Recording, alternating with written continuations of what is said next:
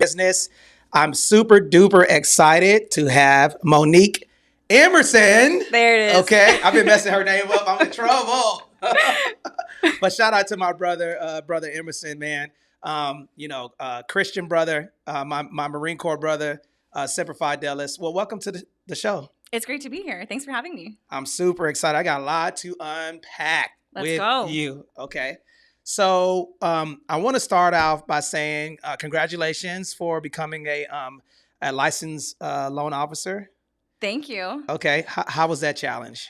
Oh, it was a journey. It was a journey. But you know what? I can't think of a better place to be at right now. A part of your guys' team and a part of just being a mortgage loan officer and being able to help veterans and spouses get to their ultimate goal of home buying. Indeed. You know, one crazy part about it is many moons ago, how many years was that? I'd say 6 years ago. 6 years ago. Okay. I think I did a VA loan masterclass somewhere and we met. Yes. Do you want to tell them about that story? Yes, absolutely. Okay. So when I met Tony Glenn, okay. So I heard about your masterclass on base and I went to it and it was great. But boy, was it rapid fire information. And I went home and I thought about it. I was a single mom. And I was single mom in the Marine Corps. And I was feeling everything that you were saying. Everything.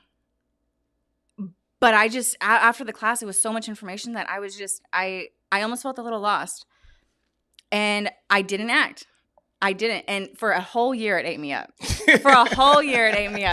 And then, I finally you know what? I'm going to hunt you down. And I hunted you down. And I was looking to see when you were going to have another masterclass. Mm-hmm. And I went and I made it my personal mission to come and talk to you afterwards and say, hey, I'm ready. Yep. And I think you were like, oh, for real this time? Yep. I remember saying that, which was cool. But you know what, though?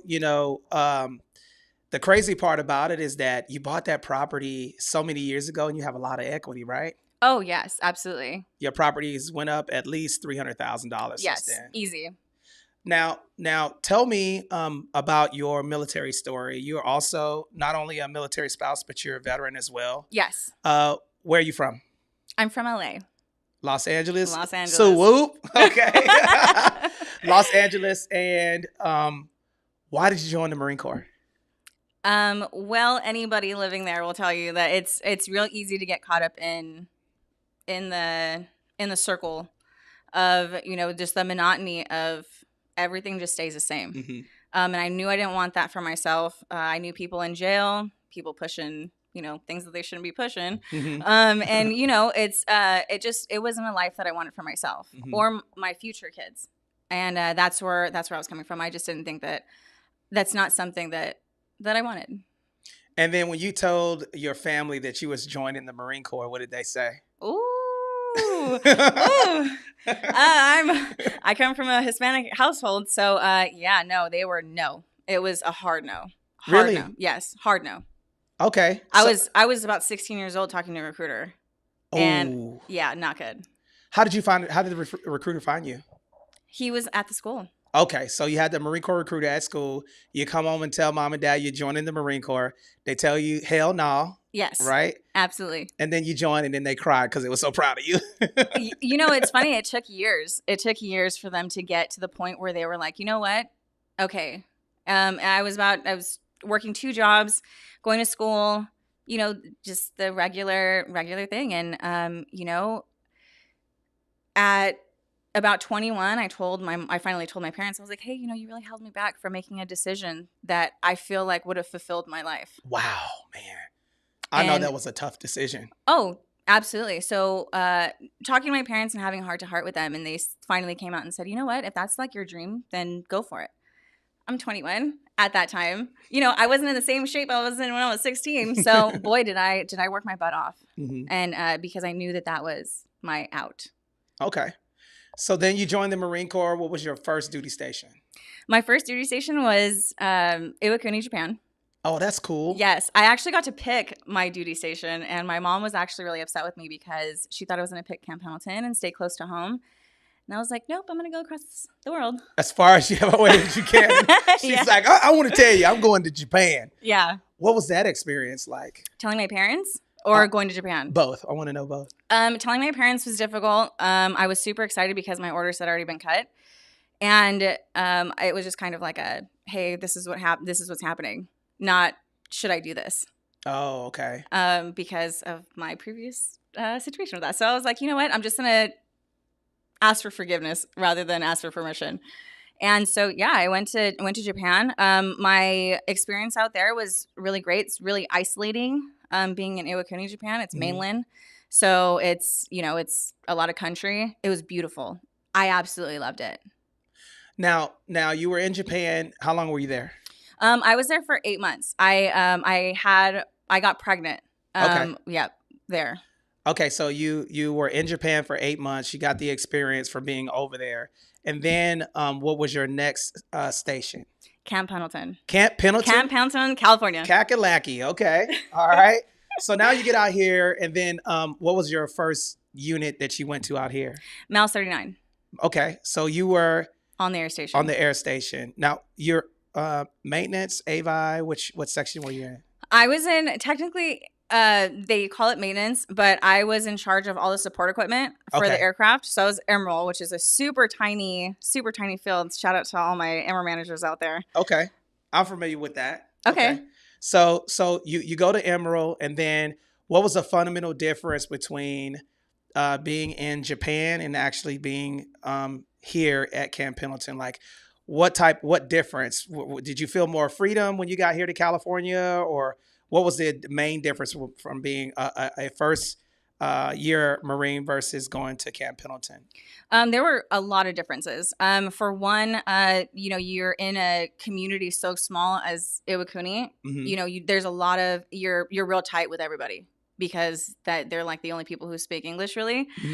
So you're real tight with your guys. And California, I moved out here, and it's everyone as soon as you're off, like that's it. Like everyone really doesn't really hang out unless you're in the barracks, but everyone just kind of goes their own way. And that was like one of the biggest things that I noticed. Second, it's completely different aircraft. I was fixed wing in Iwakuni, and then rotary wing out here, which is just a disaster. Yes. So now you are you're here. Now you said that you had your child. Okay. Yes. So I got pregnant when I was in Iwakuni. They don't have the best, or at the time they didn't have like a labor and delivery at all there.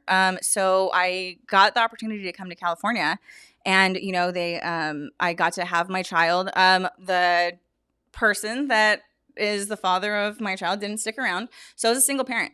And actually, that's when that was around the time that I had met you. I'm a single mom on Camp Pendleton, definitely living in a man's world for sure in the Marine Corps.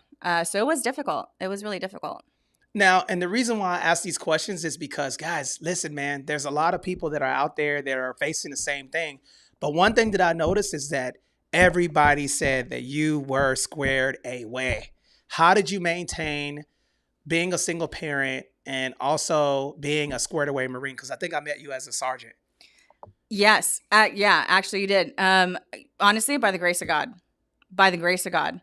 I can't tell you how many times I went home just crying because, it's a man's world. I'm not going to cry in front of my staff NCOs. I'm not going to cry in front of nobody. Too tough for that. No, but it was a lot of heartache. And, I was in the on-base housing, and which is great. It's great. But, after taking that first class with you, you realize that you're throwing your money away. Yes, 100%. And when you're just watching it go, it's like, what do I have to show for the money that I'm getting for BAH, which is, money that's mine. And then I'm giving it away. Like it just didn't make, once I took your class, I was like, it just doesn't make any sense to me anymore. And which was a big reason why I decided to act. And one thing that I noticed about people who get into housing, I think it was a much more difficult conversation because it's out of your comfort zone. Right. right? And then these decisions that you have to make, you have to think about the consequences of them. So I think it's way harder for a single parent to be able to make that big financial step. But what was the final decision on? Because I know I had to drag you to the finish line. I'm like, come on, sister, Oh come man. on. Yep. And I'll testify to that. Oh yeah, 100%. You made me do it. But at the end of the day, it's about my baby girl. That's correct. At the end of the day, it was what am I gonna do? What am I gonna leave to her? What am I gonna be able to give back to her at the end of the day? Because when you get out of the Marine Corps, you know this, Tony, the umbilical cord is cut. That's 100%. Ain't It no is callbacks. cut. No. It's done. No, there's no asking. There's no somebody to remind you to make a dental appointment. There's no somebody to remind you to go and get your shots. It's your ties are cut, and it's done. Somebody's gonna be there to do your job, no matter how good you are at doing your job. Somebody's gonna be there to replace you. Yes. And not a lot of people see it like that. They'll put in those extra hours, which I'm not docking, but at the end of the day, it's just gonna be you and your family. Yes. And what do you have for them? You can give your 100%, 110%, and I'm all for that and for the military. But what are you going to be able to keep for yourself? Yes. And you said something to me. We was having a conversation a couple of days ago, and you were telling me that there's also no transitioning for military spouses. Yes. That's something, man. I served 20 years in the Marine Corps, and I didn't even think about that. The veteran gets all the love, but the military spouse gets nothing. Yes. And at my last unit, I was at 303. So shout out to all my 303 Marines too. But I was at 303 and I got to see a lot of retirements. Mm-hmm. A lot of retirements. And one thing that always happens is they bring the bouquet. They bring the bouquet out to the wife. The kids sometimes get a couple flowers here and there too, but and they say thank you for your service as well. They get a little, pretty red folder that everyone gets, and they say on a piece of paper that says thank you. But there's just so much that goes into being a military spouse. They don't tell you what it's going to be like. There's no, I know we talked about transitioning out, but transitioning in as well. Transitioning into the Marine Corps and understanding hey, you're going to be leaving home. You're going to be, by yourself. Sometimes your mom and dad are not going to support you going and marrying, whoever and following their, and then being out there by themselves. And then all of a sudden your husband or wife deploys and then what? They're there alone. There's nobody to talk to. They don't want to go back to mom and say, hey, I'm all alone. That's just so then they can be like, yeah, I told crap. you so. Yeah. Yeah. And, I told you so. So nobody wants to say that. Yeah. But there's no solid community, positive community, because there is community. There's all those on-base housing where everyone's talking about who's cheating and who's talking to who and, and all that blah, blah, whatever. But there's nobody that's giving positivity into the community and giving resources and giving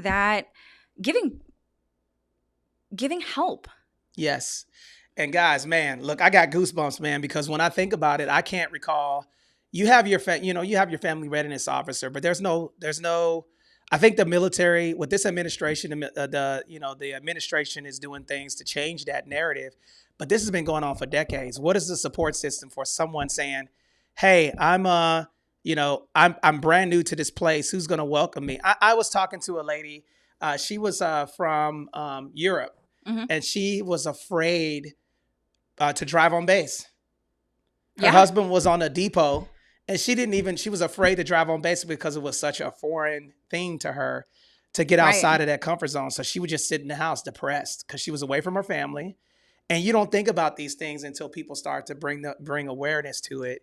And now I do want to ask you a couple of other questions. Now, you served how long in the military? How long were you in the Corps? About 9 years. 9 years. Almost 10. What was the compensating factor that made you decide to say, hey, you know what?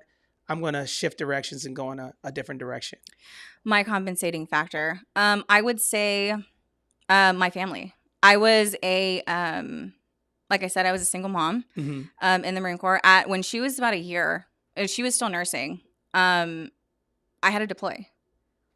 And when you talk about such a decision to, that you're going to leave your baby, and I'm not going to say anything bad about my staff NCOs, but it was between myself and another. Nah, you keep it real on this podcast. Okay. Hey, you keep it real up in here. All right, we want to know all the tea.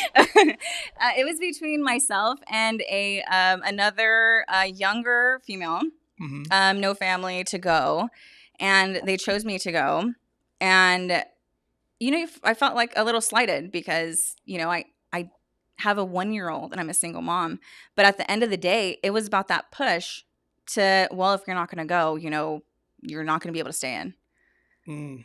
So when you're faced with that, I in front, I was like, okay, good to go. I'll be there. Went to the back and I bawled my eyes out like a little girl because that's it was tough. It was tough to make that decision. And, I called my mom and I was like, hey, and this is one of those conversations that I was like, I'm going to get that I told you so. And she was so supportive. And she was like, you know what? I'll take her. I'll take her for however long you're going to be gone. And, it's anybody who's been through deployment or UDP or whatever, like there's a whole day dedicated to signing documents. Signing documents. You're signing power of attorney of your child over in the event that something happens. That's signing over power of attorney over my car, over my house, like over everything. And it's like, it gets real. It does get real. And then when you go on that deployment, one thing about it is that you can't get that time back away from your children. This is something that you signed up for. So imagine having those compensating factors. You have stress of going to a foreign country that you could be injured. You have to sign all of your stuff over. You have the lack of support system, right? Right. And then now you got to leave your kid, right. Your daughter at 1. That's a lot, man. Yeah. And it was like, I got like 2 or 3 months notice, which seems like an eternity, but like it wasn't. It was so fast. And, by the grace of God, I deployed with some really good people. I deployed with some really good people. And when I tell you I was crying like a baby on the plane, like before we get there, like saying bye to my baby, like, it was rough. But my, my brothers and sisters really, really came through for me. And they were such a support system. I was at 3:00 in the morning, trying to work FaceTime, trying to get signal anywhere that I could just to talk to my baby before she went to bed. And it was just that like maybe 30-minute window. But, she's a year old. She's running around the house. She's not paying attention. She probably doesn't even know. She probably think you're at like the grocery store or something, right? Yeah. She's like, man, she's been gone a long time. But it was that. So to go back and answer your questions about what's a compensating factor, it's time. Yeah. Time. I was talking to my husband and he was in too. He was a drill instructor. And we didn't have time for each other, let alone for a whole child. And, my husband wants babies. But it just wasn't the place. We couldn't do that. Yeah. It was too hard. Both of us were staff NCOs and it was not the place. So as soon as we got out, we were just like, you know what, let's both get out. We'll figure it out. And we're going to make a family and we're going to spend time with our family. Now, I want to give a special shout out to my brother, Emerson. If you're looking at this, I want to say that I am immensely proud of you. I have seen your growth. I love you. We prayed together in the gym, right? And look, now I have your queen up here, working with us. But, it's exciting to see you guys grow as a family because I've been able to experience, you guys have kids now. Yes. Right? We have 3 now. Uh-huh. And then, he is going down a journey and now you can support each other in growth. Absolutely. Right? Since both of you are out of the Corps. If you was going to give a young lady that was coming in the military some advice, their first year, what is the number one thing that you would tell them? Talk to your sisters. Talk to your sisters. Oh my goodness. I don't know what it is with female Marines, and I was guilty of this too. So I'm not even gonna come on here and try and front. But man, I don't know what it is. Every time you see another female, we are the smallest community in across the board, the services, but we are the ones that size each other up the most. I didn't know that. Yeah. It's competition. Competition. As soon as you see another female, it's just like, okay, let me see her bun. Oh, her bun ain't tight. Okay. Oh, I see flyaways. You know what I mean? Like, and it's ridiculous. It's so dumb. But towards like around the time I was a sergeant, I had to stop that, man, because it was just ridiculous. I noticed myself even doing it, and I was like, dude, why is this like this? Because it's typically not the men that are going to be there for you. Love you guys, but it's not. They don't know what you're going through. They don't know what it's like to be on the range and on your period, or being on the range and nursing. Like, it sucks. It's tough. It's having that community is important. So around that time, around the time I was a sergeant, I was lucky enough to be a part of the female women's community, or the women's community, and it was on the air station. It was a massive group, and it was ran by a chaplain, and she was amazing. But I started scheduling women's events, and it was beautiful. It was beautiful. I mean, the majority of the guys are going to be like, all right, I'm going to turn this off. But, it's rough out there for us ladies. I feel you. But like I said, for that advice, talk to your sisters. Okay, that's good. So communicate with your sisters. And you're launching something, right? You guys are doing something. Shout out to Connie, Annette, Jasmine, and Monique. You guys are doing some special stuff with Elena Cardone. Called 10X Military Spouses. Can you talk about that? Yes, absolutely. And thank you for bringing that up. So we are launching a 10X Military Spouses. I know you talked about it on your VA podcast or VA class this past Saturday. But this is going to be huge. And it's going to be a positive space with resources for military spouses and female veterans, female Marines. Like, why hasn't this been tapped into? But we are going to be tapping into it, and I'm super excited about it. There's a lot of ideas for content, like, what to expect for the transition into the military and out of the military. So guys, and I'm gonna tell you something. I've been seeing the ladies work behind the scenes, and this is coming to a YouTube near you and a TikTok. Guys, there's going to be grants. There's going to be support system for ladies that are in the military. There's going to be a support system for first responder spouses with Jasmine Jones. There's going to be business development for ladies in business. There's going to be how to register your company as a small business woman-owned company. And it's going to be we're looking for a few good ladies that's looking to be interviewed by us. Not me, okay? I'm not a woman, but it's going to be It's going to be by the ladies. The men are going to get out of it, okay? And it's just going to be a special space to recognize, uplift, and support female veterans and first responder spouses and military spouses. One group, okay? And we're going to be bringing on billionaires, okay, with a B, ladies that are billionaires, ladies that are multimillionaires, to come talk to you all at no expense. And then also we're going to be donating some tickets to our wealth formula to build a business. Now, I have a couple of other questions for you. Okay. Now, you became a staff non-commissioned officer. Was it a hard decision to decide to get out, or was it easy? It was very difficult. Very difficult. Because if I could have signed a 20-year contract, I would have. Mm-hmm. And, I had all of the dreams. I wanted to be a drill instructor. I wanted to do, like, all of the things. But what ultimately got me out was I had gotten a really, really bad concussion. Bad concussion. Okay. And it was to the point where, like, I lost a lot of years, a lot of memories. My short term isn't great. It was really, really hard.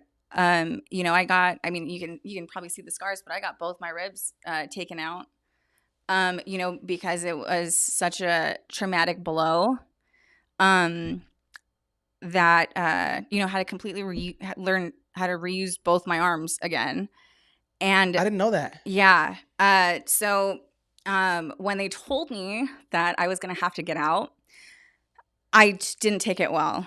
It was actually my CO that pulled me aside, and he found me in a parking lot, actually.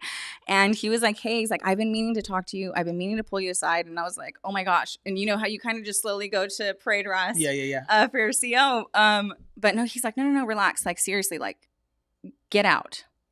It's like, what, sir? And he's like, seriously, if you have the opportunity to get out and, you know, like, the Marine Corps isn't going to be here forever for you. Mm-hmm. He's like, take care of future you. Your family, yeah. Yeah, take care of future you. Take care of yourself. And, you know, like a lot of people didn't know what my life would be like without the Marine Corps.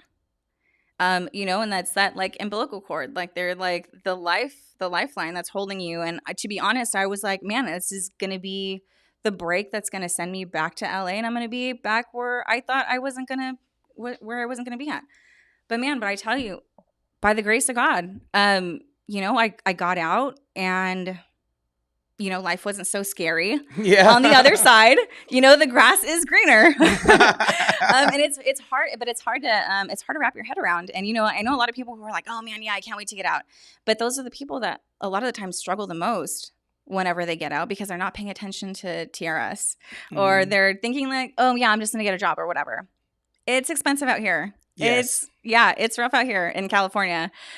So, you know, being able to come back, full circle, being able to come back and be a part of you guys' team, the team that helps me start really my adult life, without the Marine Corps, you know, buying my first home. You know, now me and my husband, we have several investment properties, and bought some land too, and just bought some land, and we're going to be utilizing the VA construction loan. It's not a myth, it's out there.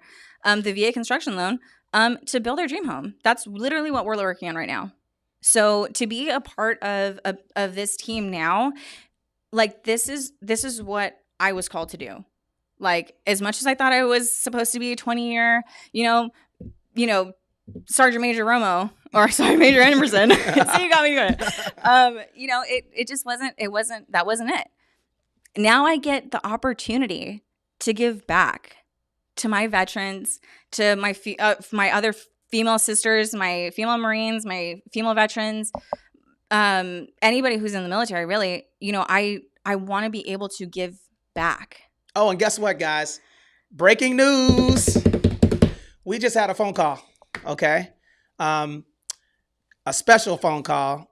And this is the reason why the universe is so great and so good. We just had a VA loan masterclass last week. Okay. And there was a young lady that called you. Yes. Right. You share the story. Okay. Yeah, there was a young lady who called me, and, you know, when she told me about her situation, I'm not going to try and throw all of her business out there, but she was in the same boat that I was, you know, single mom. And, you know, like that, like really just like hit me like right in the gut, because I remember being there. Like, I remember being there, and it's scary. It's freaking scary going into your first property by yourself, and knowing that like you have a whole tiny human to depend on you, and, you know, what are you going to leave? What are you going to leave them? And, you know, like it was just, it's so amazing. And I can't wait to call her back.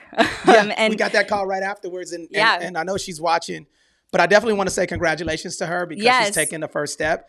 And guys, you're going to see her get her keys. This happened today. If that's not confirmation, it happened just now, right before.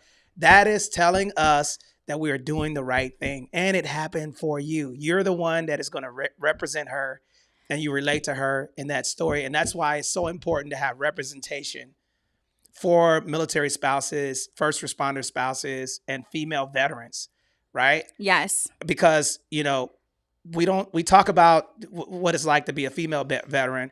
We don't talk about, you know, ownership, home ownership, business ownership. And this is opportunities that you all can build. And then we have the resource right here for that. Now, last thing that I'm going to ask you is, what would you like people to know about you? What is the biggest misconception about you? Biggest misconception about me. Okay. I'm happy. I'm happy. And the people think like, "Oh man, yeah, but you're at home." Yeah, but I'm at home and I'm still working. I'm still doing the thing, and there's grace. It's the other side is greener. As much as I have always told everyone, yeah, I didn't want to get out, I'm so glad that I did. Because I got everything that I needed to get out of the Marine Corps. To be 100% honest, I got everything that I needed to get out of the Marine Corps. And, I got out and now I have this opportunity to help my community, my whole community. And, that I couldn't be happier. That's fantastic. Well, guys, we're giving away 20 tickets, okay, to military spouses or female veterans that have a business to our next wealth formula. If you guys are interested in that, text spouse to 760-573-2731, okay, to get it on there. The ladies will give you a call. They're going to ask you a couple of questions, okay, and then we got 20 seats available. I don't know how many we have now because I think that we're almost out, but we're giving free tickets to our wealth formula away for deserving military spouses in business to get you guys going. And then we look forward to getting you into our Facebook group. The Facebook group is called 10X Military and First Responder Spouses. It's a Facebook group where you guys can get in there. We're going to put the link below so you guys can join and subscribe. And what's the best way to reach you? If someone's looking to invest in real estate, how can they get a hold of you? I will drop my link down in the chat as well. Find me on that. Find me Mo the MLO on Instagram. We're going to be doing a lot of things with 10X. So join the group. Find somebody, your sister who's in arms, your uncle that got out a long time ago or whatever. Tell literally everybody. And it's not just for me. It's seriously to have a safe space where there's positivity. There's resources. There's all kinds of things. Tell everybody. It doesn't matter who it is. Tell everybody and join it because it's going to blow up. It's going to be big and it's going to be beautiful. No, but it's going to be perfect. And it's going to be such a awesome tool and community and people are going to go places and I'm so excited to get started. Absolutely, guys. And then again, you can reach me. My name is Anthony Glenn. I can be reached at TonyGlennII.com or you can text that number and get in the space. And let's have another win, guys. Make sure you guys get military spouses into that group, female veterans and first responder spouses in that group. I'm telling you, man, this is going to blow the hell up. So ladies, all right, we're going to see. The men says that they can kick y'all's ass. We want to see how many female veterans can kick some men's ass by investing in real estate and starting an unstoppable business, okay? All right, guys, we'll see you soon, and thank you for coming to the show. Thank you for having me. Absolutely.